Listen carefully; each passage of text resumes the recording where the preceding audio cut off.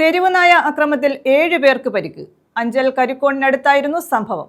പരിക്കേറ്റ 4 പേരെ Parippally medical college ആശുപത്രിയിൽ പ്രവേശിപ്പിച്ചു. മദ്രസ വിദ്യാർത്ഥി ഉൾപ്പെടെയുള്ളവർക്കാണ് പരിക്കേറ്റത്. അലയമൺ പഞ്ചായത്തിലെ ഏറ്റവും ജനസാന്ദ്രതയുള്ള സ്ഥലമാണ് കരികോൺ. കരികോണിലെ തെരുവുനായ ശല്യം അതിരൂക്ഷമാണ്.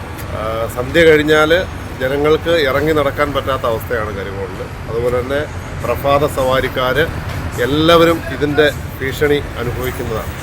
അപ്പോൾ പഞ്ചായത്ത് അധികൃതർ സത്വരമായ നടപടി, ഈ തെരുവുനായ ശല്യത്തിനെതിരെ സത്വരമായ നടപടി എടുക്കേണ്ടതാണ്.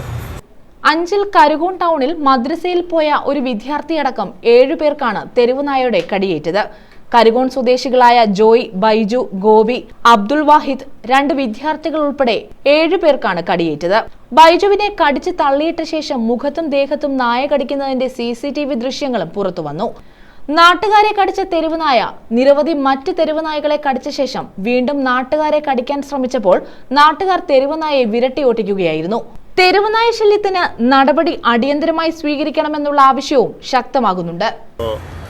ഇന്ന് 7 പേരെയാണ് തെരുവുനായ കടിച്ചിരിക്കുന്നത്. തെരുവുനായ എന്ന് പറഞ്ഞാൽ ഒരു പേയുള്ള നായാണ് ഇത് കടിച്ചിരിക്കുന്നതെന്നാണ് ജനങ്ങൾക്ക് സംശയമുള്ളത്. ജനങ്ങൾ ഒരുപാട് പേരെ ഇത് ആക്രമിക്കാൻ ശ്രമിച്ചു. ഞങ്ങളൊക്കെ വാഹനത്തിനുള്ളിലായതുകൊണ്ടാണ് രക്ഷപ്പെട്ടത്. News bureau, Anchal.